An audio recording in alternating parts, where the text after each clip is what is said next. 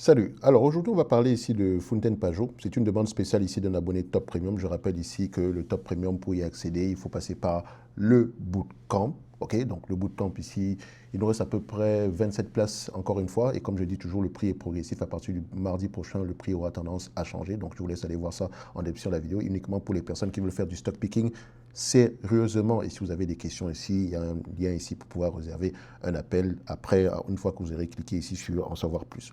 Maintenant, je vais revenir ici sur Fountaine Pajot. Comme je l'ai dit, c'est un abonné de Top Premium qui m'a posé la question. Donc, ce qui veut dire ici qu'on sur cette compagnie, s'il me pose la question, c'est peut-être parce qu'il pense que l'entité est sous-évaluée ou bien il voudrait avoir un second avis. Moi, je vais rester essentiellement quantitatif. OK? Fountaine Pajot, on va regarder ça ici. Ticker symbole ici, Fountaine Pajot. Voilà. OK. Ce que je vais dire ici, ça vaut pour la plupart des entités dans ce secteur d'activité. OK? Alors, on va commencer par les chiffres. Regardez ceci. Quand on dézoome cette compagnie, on a ici une croissance des revenus. Mais vous voyez ici qu'on a une croissance en dents de scie. Ça veut dire ici que c'est un business qui est cyclique, avant même de savoir ce qu'elle fait. Ensuite, je regarde la marge brute. La marge brute également danse à peu près. Mais voilà, on voit ici qu'il y a un changement à partir de 2018. Il y a sans doute eu quelque chose d'extraordinaire à peu près avec cette période-ci. On a augmentation du chiffre d'affaires, augmentation des marges. C'est intéressant. Je vais vérifier si on n'a pas fait une acquisition ici. Peut-être qu'on a vendu. C'est un nouveau produit qu'on a sorti à cette période-là. Je vois qu'il y a une petite acquisition ici, mais est-ce qu'elle est assez significative pour faire ce changement-ci? Bon, ça dépend. Mais j'aime déjà ce que je vois ici. Ensuite, je vais comparer avec la marge EBITDA. On va voir si sur le plan opérationnel, c'est correct. La marge EBITDA également est plutôt stable. Et là, même avant l'augmentation ici des marges nettes, des marges brutes ici, on avait une marge EBITDA qui était déjà à peu près à ces niveaux-là. Donc, peut-être que c'est juste un effet comptable ici. Donc, mais j'aime bien ce que je vois ici. Donc, on voit ici également que sur la dernière période, la marge nette et la marge EBITDA est en train de baisser très rapidement. On a du 7%. Alors que, voilà, un chiffre d'affaires de 304 millions. La dernière fois qu'on a eu du 7% ici, on avait un chiffre d'affaires de combien? De près de 39 millions. Ça veut dire ici qu'au niveau des dépenses opérationnelles, on n'arrive pas à baisser le coût des dépenses opérationnelles assez vite. Donc, on va vérifier ici, est-ce que les coûts variables sont plus élevés que les coûts fixes? Un coût variable, ça peut être le marketing, ce genre de choses, la recherche et développement. Maintenant, ce n'est pas parce que c'est variable qu'on peut l'enlever sans que rien ne se passe. Il faut se poser la question de savoir, est-ce que ça pourrait mettre à mal ici le business dans un avenir proche? OK? Donc, un coût fixe, c'est peut-être ici le personnel. Le personnel est... Je ne dis pas qu'on ne peut pas virer du personnel ici, mais ça prend un peu plus de temps que ça. OK? On va le faire comme ça. Alors que la recherche et le développement, on peut couper du jour au lendemain. En principe, on va le dire comme ça. Donc ici, on sait déjà qu'on doit aller regarder au niveau des dépenses opérationnelles. Mais je dirais ici que ce n'est pas très étonnant dans ce secteur d'activité parce que si on regarde bien, si on compare avec toutes les autres entités dans le même secteur, que ce soit Bento, on peut regarder, hein, je vais faire ça, je vais mettre ça comme ça, 2, 3, 4, 5, 6 et 7. Beneteau, voilà, même chanson. On regarde qui d'autre? Ma mémoire est bonne ici, je pense qu'on avait Katana. Katana, voilà. Katana également, même chanson. Vous avez San Lorenzo. San Lorenzo, c'est un peu plus, voilà, on va se dire ici que c'est, je pense que c'est ça, hein, San Lorenzo, ou bien c'est comme ça que ça s'écrit. Voilà, San Lorenzo, je pense que c'est un peu plus haut de gamme. Je pense que vous avez également Ferretti. Ferretti, Yatch, enfin, ou c'est Yacht, c'est comme vous voulez, hein. Ferretti, voilà. Donc il y en a plusieurs. Donc vous voyez que ceux qui sont un peu plus de haut de gamme souffrent moins que ceux qui sont un peu plus grand public de manière générale. Mais grosso modo, ici, quand vous allez regarder ce type de secteur d'activité, on analyse une compagnie par rapport à ses fournisseurs, par rapport à ses concurrents, par rapport à ses clients et vous terminez par rapport à elle-même. OK? Quand vous regardez ici par rapport à dans ce secteur d'activité, les clients achètent pourquoi? Et quelles sont les conditions qui poussent les clients à acheter? Est-ce que c'est le vieillissement de la flotte actuelle? Et qui sont même les clients? Est-ce que c'est des charters, donc des loueurs? Est-ce que c'est des particuliers? Est-ce que c'est parce que l'entreprise a innové et elle vend un produit que tout le monde recherche? Ou bien c'est parce que les taux d'intérêt sont bas? Ou bien il y a une population ici qui a un certain âge, qui est très intéressée par ce type de produit? Bref, il y a un ensemble d'éléments derrière. Je veux dire que c'est une partie qu'on ne peut pas arriver, on ne peut pas contrôler. C'est pour ça que le plus important dans ce secteur d'activité, Quand tout va mal, c'est à ce moment-là qu'il faut s'y intéresser. Parce qu'on vend à peu près un volume moyen ici voilà, je ne sais pas s'ils sont je ne vais pas appeler ça bateau, c'est péjoratif, mais ce n'est pas forcément des bateaux qui vendent, hein. Le terme m'échappe ici. Mais le type de bateau qu'ils vendent ici, on en vend certainement un certain volume par an. Donc, si vous arrivez à trouver ces datas-là, apprécier par rapport à ce qui se fait maintenant, regardez également que disent les, euh, les concessionnaires dans ce domaine d'activité-là. Mais pour faire simple, quand ce secteur d'activité va mal, c'est le meilleur, c'est à ce moment-là qu'on trouve les opportunités. Et également, ce secteur d'activité, est-ce que c'est facile? Quel est l'avantage concurrentiel qu'on pourra avoir? Très souvent, soit vous avez la marque, et quand vous avez la marque, ça veut dire ici, pour avoir un intangible, ça veut dire ici qu'il faut vous contrôler la demande, dans le sens où c'est vous produisez, mais pour ne jamais satisfaire. Donc vous faites un peu comme une entité comme Ferrari. Est-ce que vous comprenez ce que je veux dire? OK? Si vous ne faites pas ça et que vous vendez grand public et vous vendez à monsieur et madame tout le monde, sachez que vous ne contrôlez pas, vous allez avoir tendance à baisser les prix, etc. Donc, c'est pas une bonne chose. Donc, il faut suivre la stratégie ici de l'entité en elle-même. Donc, quand on regarde ici, à peu près, je pose la question, Fountaine Pajot semble avoir un avantage concurrentiel qui est plutôt lié à l'intangible, donc la réputation de marque, le positionnement de leader en export, la valeur de revente. C'est bien, mais est-ce que c'est vraiment quelque chose de très durable? Moi, je dirais même qu'à la limite, c'est OK. Le vrai avantage concurrentiel pour moi avec ce type d'élément, va se situer ici. Si vous avez des coûts de production les plus bas, vous pouvez généralement fixer des prix très intéressants. Même si les concurrents baissent les prix, vous pouvez baisser un peu plus bas et continuer à gagner de l'argent tout simplement parce que vos coûts sont plus bas.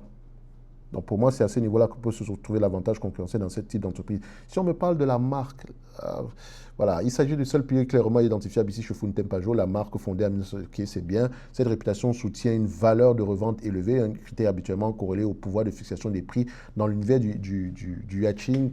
Tant mieux. Mais ce n'est pas vraiment quelque chose d'assez durable ici.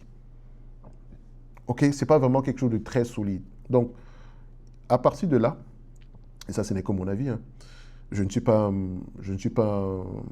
un amateur de ce type de choses, donc je peux peut-être dire des bêtises ici, peut-être que si vous allez vous dire, oh mais tu sais pas c'est quoi, mais les bateaux de Fountaine, c'est de la qualité, machin, c'est comme des Rolls-Royce, je n'en sais strictement rien. Moi, je regarde les chiffres et j'essaye de me projeter. Et enfin, quand je dis me projeter, ma décision est déjà prise en date d'aujourd'hui. Ce n'est pas un secteur d'activité qui va personnellement m'intéresser. Mais ça ne veut pas dire que toi, ça ne devrait pas t'intéresser. Tu peux faire de l'argent dessus. Attention. Donc ici, voilà comment moi je vais faire. Imaginons que j'aime ce secteur, que ce que je vois ici me plaît parce que ça ne me déplaît pas non plus, il faut le dire. Premièrement, les intangibles, je vais regarder. J'aimerais l'acheter à un prix inférieur au tangible book value. Ça commence à m'intéresser. Ici, je remarque que le tangible book value est à 107 millions et il a tendance même à augmenter.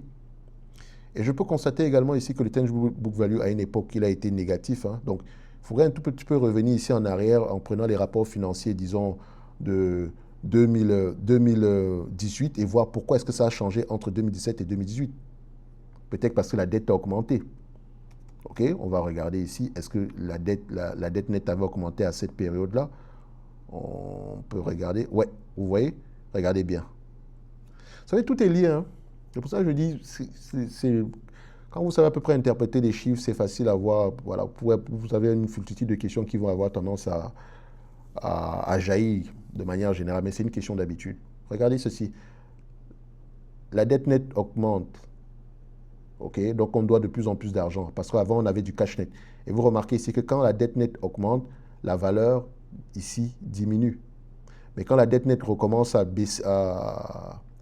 baisser ici, donc quand on passe en cash net, vous voyez ici que la valeur, le tangible book value augmente.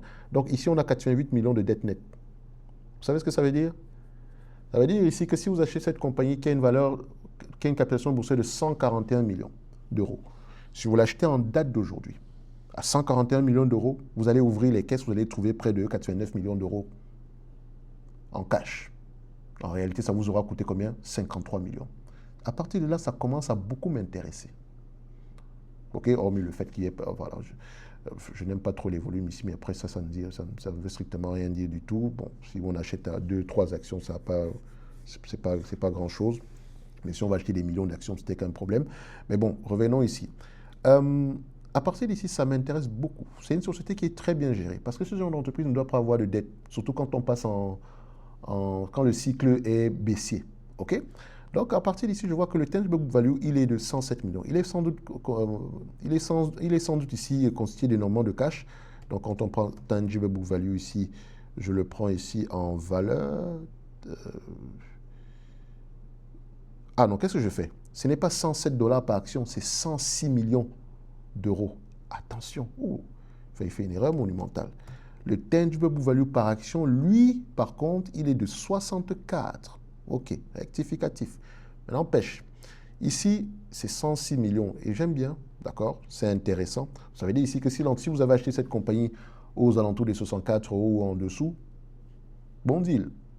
Et c'est essentiellement du cash. C'est une bonne chose. Mais n'oubliez pas, si le cash continue à baisser, ça également, ça va continuer, ça va baisser. OK? Mais maintenant, quand on regarde bien ici, c'est une entreprise, pourquoi est-ce qu'elle va brûler du cash, ce genre d'éléments-là? Mais admettons maintenant qu'on revient plutôt dans une situation normale, parce que ici, on vit une situation juste, voilà. On va dire ici que c'est compliqué, d'accord? Dès qu'un cycle baissier en date d'aujourd'hui, on ne sait pas combien de temps ça va durer. Mais si je veux investir sur ce type d'entreprise, ce que je fais généralement, je prends mes cash flows, je vais le prendre ici à 10 fois les cash flows. Et je prends les cash flows, disons, des 10 dernières années parce qu'il y a eu un grand changement sur les 10 dernières années, sauf si elle vend quelque chose d'extraordinaire ici et que ce n'est plus d'actualité en date d'aujourd'hui. Donc, il ne faut pas juste prendre la médiane et se dire que non, la médiane, etc. Il faut vous dire ici que quand je prends la médiane, ça veut dire ici que ce qu'elle faisait sur les 10 dernières années, elle va continuer à le faire sur les 10 prochaines années, aussi bien que sur les 10 précédentes. Donc, il faut connaître le produit, ce qu'elle fait, etc. OK? Mais si elle vend un produit de plus en plus obsolète, ce genre de choses-là, là, par contre, tout ce qu'on est en train de faire ici, c'est du n'importe quoi. OK? Si vous êtes trop pessimiste, vous prenez les 20 dernières années. Bon, je ne suis pas pessimiste, je prendrai les 10 dernières années parce que l'entreprise a quand même changé.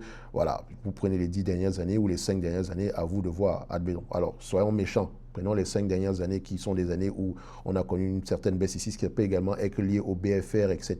Prenons ça, ça ne me dérange pas plus que ça. On va prendre ici, ça donne 24 millions. 24 millions multiplié ici par 10 fois les cash flows, ça donne aux alentours de 240 millions. 240 millions ici, plus le cash net, moins la dette, on a près de 89 millions ici de cash net. Ça fait 329. 329 divisé par le nombre d'actions. Net dilute. OK. Voilà, ça donne à peu près 2,6. Divisé par 2,6, on tombe à peu près aux alentours des 127 euros l'action. Ce qui est intéressant, n'est-ce pas? Pendant que vous attendez, il faut que l'entreprise puisse avoir tendance à vous distribuer un tout petit peu de cash. Donc le dividende ici, l'ALRC, il y a de grandes chances qu'il continue à croître. Je pense qu'il distribue à peu près par an aux alentours ici de dividende payé. On paye combien ici? Comment dividende payé? On paye à peu près 4 millions par an. Avec le cash qu'ils ont en banque, ils peuvent faire ça pendant 20 ans sans gagner un seul dollar, juste en s'autofinançant, point à la ligne. Donc que les cash flows correspondent ici à la dépense en capital, ils peuvent payer ce dividende-là 4 millions par an. Donc on est très bien positionné. Mais vous voyez donc pourquoi est-ce que je n'aime pas souvent les compagnies européennes. Ils auraient pu acheter des actions, non? S'ils l'avaient fait. Actuellement, là, avec le cash qu'ils ont en banque, ils pourraient racheter directement, voilà, disons 89 divisé à peu près par 141. Ils peuvent littéralement racheter 63% de la base d'actions installée. Admettons qu'ils arrivent à le faire. On a ici EPS. Je prends les normalize. Je vais les normaliser sur les 10 dernières années. Admettons qu'on fait ça. Prenons les 10 dernières années, c'est à peu près, c'est plus bas. OK, ça fait 7,70, 7,80. S'ils rachètent 60% de la base d'actions installée, vos actions vont avoir tendance, au lieu d'avoir, avec le même niveau de bénéfice net aux alentours ici, qu'on avait connu sur les dernières années ici, enfin pas le même niveau de bénéfice net, le bénéfice par action va avoir tendance à augmenter à 19,50 $, à 10 fois les bénéfices, même pas 15. Hein. On monte à combien? 195. Si on prend même 15 fois les bénéfices, on monte à combien? 293. Vous voyez comment le rachat d'actions, il est puissant. Okay? S'ils font juste la moitié du cash, disons 40 millions, il va leur rester assez pour payer les dividendes pendant les 10 prochaines années. 10 prochaines années, c'est assez suffisant ici pour qu'un cycle redémarre. On pourrait racheter ici, disons, 30% de la base d'actions installée. OK? Si c'est 30% de la base d'actions installée, disons ici que le bénéfice par action ici va augmenter de combien? 7,8 divisé par 0,7, ça donne à peu près combien? 11. Si on prend à 15 fois les bénéfices, ça donne 167. On n'a même pas pris le cash net, donc ça ferait même le double. Donc le rachat d'actions est important. Mais bon, ils ne le font pas. Ils attendent que le marché se rende compte que c'est sous-évalué, etc. Là, il faut prendre ça en considération. S'il n'y a pas de rachat d'actions ici, qu'on verse plutôt un dividende, sauf si on verse souvent un dividende spécial. Mais bon, à ma connaissance, voilà, si je me fie à ce que je vois ici, je n'en vois pas du tout. OK? Donc, pour moi, en termes de pondération dans le portefeuille, je ne sais pas si je serais capable de mettre près de 2% de mon capital ici. Même 1% même. Mais ça reste une excellence, ça reste un business intéressant. Point à la ligne. Est-ce que c'est une entreprise qui mérite d'avoir une place dans ma watchlist? Moi, non. Mais au prix actuel, pourquoi pas? OK? Si le cycle redémarre ici, voilà, on peut toucher littéralement ici les 200 $. Mais vous remarquez une chose, il faut qu'ils rachètent des actions. Absolument. S'ils ne font pas de rachat d'actions, ça sera plat comme ça pendant très longtemps. Sauf si les volumes augmentent, etc. Mais voilà, la politique d'allocation de capital ici est problématique sur cette compagnie. En tout cas, c'est très européen. Mais par exemple, si vous prenez une entreprise comme... je ne dis pas que c'est un exemple parfait, hein. Est-ce que Brunswick le fait? Brunswick, c'est un peu comme... Ils sont un peu... Voilà, Brunswick fait à peu près la même chose. Ils rachètent des actions. Ils sont également... Eux, ils ont un peu de dette. Vous pouvez également prendre une entité comme, j'aime bien, Patrick Industries. Une entreprise très intéressante. Ils ne font pas la même chose, hein. Donc, ça peut être une entreprise intéressante ici à aller regarder en Europe. Il y a tellement d'entreprises que je n'ai pas encore mentionnées. C'est incroyable. Alors, si on prend ici BC, Brunswick, vous allez juste pour voir ce qu'elle fait. On prend ça. Faites également attention à ce qu'on peut appeler le channel stuffing. Parfois, une entreprise peut forcer les clients à acheter son produit. Pas les clients, mais les concessionnaires à prendre du produit ici alors qu'ils n'en ont pas besoin. C'est ce qui est arrivé ici à MBUU. Donc, faites attention à ce Malibu Boats, qui ne va pas forcément mourir ici, mais ça montre ici que le management n'était pas très honnête. Donc, vous avez vu à peu près ce qu'elle fait. On vend ici quoi? Propulsion, Marine Propulsion, donc voici les boats. On a ça ici. Bayliner, Waller, Chrysliner, voilà. Je ne sais pas c'est quoi. Bon, à vous d'aller voir à quoi ça ressemble. Vous avez également une entreprise comme Polaris Industries, PII. Polaris, ils sont un peu sur tout ce qui concerne ici les véhicules récréationnels. Donc, vous n'avez pas que vous n'avez pas que des bateaux. Je pense que les bateaux, c'est vraiment les derniers. Donc, on a tout ce qui concerne ici la neige, donc les motoneiges. On the road, vous connaissez le slingshot, n'est-ce pas? Pour ceux qui ont déjà vu ce véhicule, je l'ai encore vu dernièrement. Il ressemble à ça, le slingshot. C'est pas trop mon dada ici, mais bon. Vous avez ça, vous avez également tout ce qui concerne marine ici. Donc, marine, c'est ça. Vous voyez ceci, ce genre de choses. C'est pas trop dans la gamme qu'on a tantôt mentionné, voilà, je pense que... Mais voilà, c'est rien exclu qui se ramène dans ce secteur d'activité, parce que Polaris n'a pas commencé avec ça, hein. Polaris a commencé avec les off-road, les on-the-road, je pense qu'ils ont ils avaient également des motos, mais je pense qu'ils ont revendu ce segment-là. Je pense qu'ils avaient la marque ici, Indian, un truc comme ça, mais bon, si ma mémoire est bonne. Mais voilà, il y a également BRP, mais BRP, c'est plus également des quads, des choses comme ça. Mais bref, c'est un grand secteur d'activité, mais bon, c'est récréationnel. Et vraiment, ce business-là, c'est toujours apprendre, toujours normaliser les résultats et ce genre d'éléments, et privilégier les entités ici qui ont les coûts de production assez bas. Donc, il y a plusieurs éléments, plusieurs questions qu'on peut poser en interne. Je ne savais pas que cette vidéo allait durer de manière générale. Mais vous me connaissez, hein, j'essaie de donner le maximum d'informations possible, pas juste à se limiter au niveau des chiffres, parce que les chiffres, ça me prend 2 minutes de manière générale. Mais je pense que c'est toujours mieux d'expliquer le pourquoi derrière. Ce n'est pas trop le target price qui est intéressant. En tout cas, pour ceux qui veulent aller plus loin, pour ceux qui veulent faire du stock picking sérieusement, n'oubliez pas, le bootcamp commence le 1er du mois d'octobre. C'est ouvert. On a 30 places ici. Il y en a déjà 3 places, il y a déjà 3 places qui ont été prises. Donc, je ne sais pas, à la fin de cette journée, il y en aura encore, sans doute, il y a des personnes qui vont encore prendre ici. Et n'oubliez pas que le mardi, il y a quelque chose qui va se passer. Je vous laisse aller découvrir, c'est ça, OK? On va se donner rendez-vous sur les prochaines vidéos. Fountaine Pajot, pour moi, c'est une entreprise intéressante en termes de pondération. Faites attention ici. Merci, au revoir.